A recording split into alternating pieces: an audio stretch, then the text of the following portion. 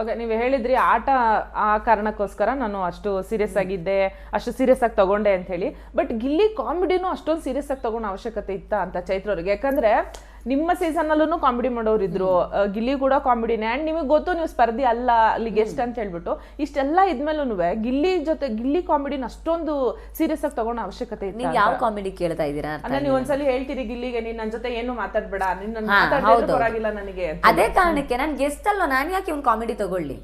11 season ಅಲ್ಲಿ ಆದ್ರೆ ನಾನು ಕಂಟೆಸ್ಟೆಂಟ್, ಇವ್ರು ಮಾಡೋ ಕಾಮಿಡಿಗಳನ್ನ ನಾನು ತಗೋಬೇಕು ಸ್ಪೋರ್ಟಿವ್ ಆಗಿ, ಬಿಕಾಸ್ ನಾನು ಸರ್ವೈವ್ ಆಗ್ಬೇಕು. ಸೊ ಅವನಿಗೆ ಗೊತ್ತಿಲ್ಲದೆ ಇರ್ಬೋದು, ನನಗದು ಹರ್ಟ್ ಆಗತ್ತಲ್ಲ. ನಾನು ಗೆಸ್ಟ್ ಅಲ್ಲ, ನಾನು ಯಾಕೆ ಈ ಇವನ್ ಕಾಮಿಡಿನ ತಗೋಬೇಕು ಅನ್ನೋದೇ ನನ್ನ ಉದ್ದೇಶ ಆಗಿತ್ತು. ಹಾಗಾಗಿ ನಾನು ಅದಕ್ಕೆ ಅವಕಾಶ ಕೊಡಲಿಲ್ಲ. ಬಿಕಾಸ್ ಏನಾಗ್ಬಿಡುತ್ತೆ, ಇಲ್ಲದೆ ಇರೋ ಇಮೇಜನ್ನ ಬಿಲ್ಡ್ ಮಾಡೋ ಪ್ರಯತ್ನ ಒಂದಷ್ಟು ಜನ ಮಾಡ್ತಾ ಇರ್ತಾರೆ. ಅದು ಕಾಮಿಡಿ ಮೂಲಕನ, ಜಗಳದ ಮೂಲಕನ, ಕಮೆಂಟ್ ಮಾಡೋ ಮೂಲಕನ, ಅಥವಾ ಇನ್ನೊಂದಷ್ಟು ಜನರ ಹತ್ರ ಮೂಲೆಯಲ್ಲಿ ಕೂತ್ಕೊಂಡು ಹೇಳೋದ್ರ ಮೂಲಕನ ನಮ್ದಲ್ಲದೆ ಇರೋ ಇಮೇಜನ್ನ ಬಿಲ್ಡ್ ಮಾಡೋ ಪ್ರಯತ್ನ ಮಾಡ್ತಾರೆ. ಸೊ ಅವನೇನ್ ಹೇಳ್ತಾರೆ, 7 ಸಲ ಮಾಡಿದ್ರು ಅನ್ಸುತ್ತಾ ನಿಮಗೆ? ಮನೆ ಗಿಲ್ಲಿ ಮಾಡಿದ್ರು ಈಗ 7 ಸಲ ಕಳ್ಪೆಗೆ ಹೋಗಿದ್ದೆ ಅಂತ, 7 ಸಲ ಕಳ್ಪೆಗೆ ಹೋಗಿದ್ದೆ ಅಂತೆ ಲಾಸ್ಟ್ ಸೀಸನ್ ಅಂತ ಹೇಳಿ. ಆ ಸುಳ್ಳು, ನೀವು ನೋಡಿದಿರ ಸೀಸನ್. ನಾನು ಅಷ್ಟು ಸಲ ಹೋಗಿಲ್ಲ. ಇಲ್ಲದೆ ಇರೋದನ್ನ ಹೇಳೋ ಪ್ರಯತ್ನ ಮಾಡಿದಾಗ ಅದನ್ನ ಸ್ಟಾಪ್ ಮಾಡ್ಲೇಬೇಕು ನಾವು. ಸೊ ಎಲ್ಲದಕ್ಕೂ ಒಂದು ಮಿತಿ ಅಂತ ಇದ್ದೇ ಇರುತ್ತೆ, ಅದನ್ನ ಸ್ಟಾಪ್ ಮಾಡಲೇಬೇಕು. ಅದು ಗೆಸ್ಟ್ ಆಗಲಿ, ಯಾರೇ ಕಂಟೆಸ್ಟೆಂಟ್ ಆಗಲಿ ಸ್ಟಾಪ್ ಮಾಡಲೇಬೇಕು.